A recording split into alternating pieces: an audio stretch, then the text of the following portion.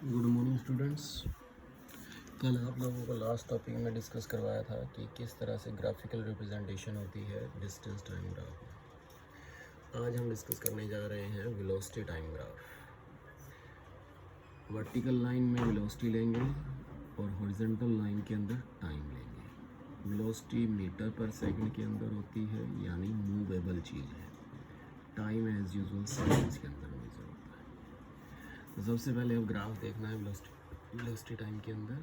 Velocity इधर, time इधर। अब मान लीजिए टाइम बढ़ता जा रहा है बट वेलोसिटी फिक्स है। वेलोसिटी फिक्स है, टाइम इंक्रीज होता जा रहा है। दैट मीन्स जो पिछले वाले टॉपिक के अंदर आपने देखा था straight line parallel to x axis, उसमें ऑब्जेक्ट रेस्ट पर था क्योंकि यहाँ डिस्टेंस है, यानी किसी पॉइंट से दूरी फिक्स है, तो दैट मीन्स वो रेस्ट पर ही होगा। यहाँ पर वेलोसिटी में वो चल रहा है। कहीं डाउटफुल ये ना कर देना आप कि यहाँ भी रेस्ट पर है। बेटा यहाँ वेलोसिटी है, वेलोसिटी का मतलब मूवेबल चीज़ है। तो लगातार टाइम बढ़ने के साथ कोई चीज़ चलती जा रही है, एक स्मूथ सी राइड हो रही है। इसका मतलब है वो यूनिफॉर्म मोशन है। ठीक। इसके बाद अगर देखें कि टाइम बढ़ रहा है, उधर से वेलोसिटी बढ़ रही है। पहले 10 की वेलोसिटी थी, फिर 20 की होगी, फिर 30 की होगी, फिर 40 की होगी। इसका मतलब टाइम बढ़ने के साथ साथ वेलोसिटी बढ़ रही है, पर इक्वल अमाउंट में बढ़ रही है। जहाँ इक्वल अमाउंट में बढ़ना शुरू हो जाए वहाँ बोलते हैं यूनिफॉर्म। बढ़ना शुरू हो जाए दैट मीन्स एक्सेलरेशन। कम होना शुरू हो जाता तो ये रिटार्डेशन हो जाता। यूनिफॉर्म मतलब एक जैसा, और बढ़ रहा है इसलिए एक्सेलरेशन। अब वेलोसिटी बढ़ रही है, 10 है, एक सेकंड के बाद अगले ही सेकंड 70 होगी। दैट मीन्स नॉन यूनिफॉर्म वे से बड़ी है, इसलिए एक्सेलरेशन। इसी तरह मान लीजिए जीडी रोड पर आप देखते हैं कि हाई वेलोसिटी से कोई चीज़ जा रही है, धीरे धीरे वो कम हो रही है। आगे रेड लाइट है, 40 पे, 30 पे, 20 पे, 10 पे, फिर 0 पे। तो टाइम बढ़ने के साथ साथ वेलोसिटी डिक्रीज हो रही है। डिक्रीज का मतलब रिटार्डेशन, और बराबर बराबर अमाउंट में हो रही है, इसलिए यूनिफॉर्म रिटार्डेशन। यहाँ पर वेलोसिटी थी 60, एकदम 0 पर आ गया 2 ही सेकंड के अंदर। दैट मीन्स नॉन यूनिफॉर्म, एकदम ब्रेक लगानी पड़ेगी, रिटार्डेशन। ठीक है बच्चों, तो ये है graphical representation velocity time graph की। अब आता है इस चैप्टर का सबसे इम्पोर्टेंट टॉपिक, इक्वेशंस। 3 तरह से बोला जाता है। पहले तो इस चैप्टर के अंदर बच्चों इक्वेशन है आपके पास 3। First equation of motion, second equation of motion and third equation of motion. First equation of motion करते हैं पहले। इसका दूसरा नाम है कि ड्राइव करो v is equal to you plus 80, या वेलोसिटी टाइम ग्राफ ड्रॉ करो। वेलोसिटी टाइम ग्राफ से फर्स्ट इक्वेशन ड्राइव करो। इन तीनों में से कुछ भी कहे, मतलब एक ही है। क्या है अब फर्स्ट इक्वेशन? उसके लिए हम क्या करते हैं, वही वेलोसिटी टाइम ग्राफ लेंगे। Late us consider an object placed at a point A moving initial with velocity u। यहाँ मान लीजिए अब v वेलोसिटी से जा रहा है, धीरे धीरे बढ़ रहा है, इस पॉइंट तक गया, वो यहाँ से चला यहाँ तक पहुँचा, यानी यहाँ तक वेलोसिटी मान ली v है। पहले टाइम 0 था, अब यहाँ तक पहुँचा, t टाइम लग गया। तो यही सारी कहानी यहाँ लिखी हुई है कि कोई ऑब्जेक्ट है ए पर रखा हुआ है, इनिशियली जो मूव करेगा u वेलोसिटी से करेगा, और u वेलोसिटी से करने के बाद टाइम बढ़ने के साथ साथ एक्सेलरेशन बढ़ रहा है, और वो बी पॉइंट पर हो गया विद फाइनल वेलोसिटी v। ये चीज़ आपने एक्सेलरेशन वाले में भी की थी, आपको तब भी बताया था कि कई बार यूज़ करेंगे।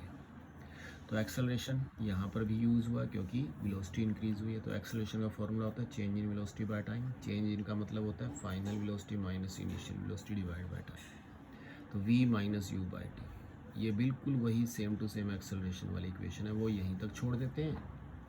फर्स्ट इक्वेशन को ड्राइव करना है तो इसको क्रॉस मल्टीप्लाई कर दें। A T is equal to V minus U into 1, V minus U. यहाँ से v निकालेंगे, माइनस का u इधर आकर प्लस का हो जाएगा। That means v is equal to you plus A T.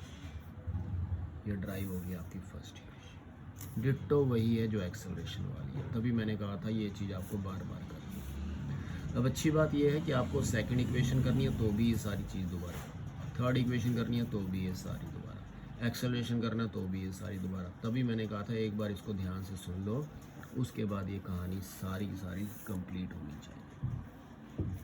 अब आता है derive second equation of motion, या इसको बोलते हैं S is equal to U T plus half A T square, या इसको बोलते हैं पोजीशन टाइम इक्वेशन। उसी तरह वेलोसिटी इस तरफ, टाइम इस तरफ, इनिशियली ए पॉइंट पर है, वही सारी कहानी दोबारा लिखनी है। मैंने यहाँ पर डॉट डॉट लगा दिया, आपने यहाँ पर सारी वर्डिंग लिखनी है जैसे ये लिखी हुई है। जो फालतू चीज़ें सिर्फ वही लिखवाऊंगा यहाँ, तो वही सारा कुछ लिखिए। Let us consider an object placed at point A moving initially with velocity u, after a time t due to some acceleration a it reaches to point b with final velocity v। वही सारा detail. Now s is the distance travel by the object which is under the graph A B.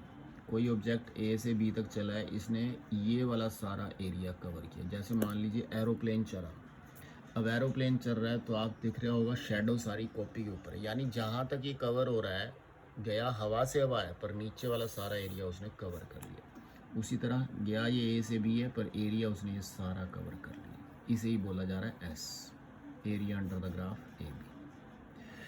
अब क्या करो, इस line को join कर दो। ये ग्राफ के, इस ग्राफ लाइन के नीचे का सारा एरिया था, हमने इसको दो हिस्सों में बांट लिया। एक ब्लैक पेन से क्रॉस लगा दिए, एक रेड पेन से सर्कल लगा दिया।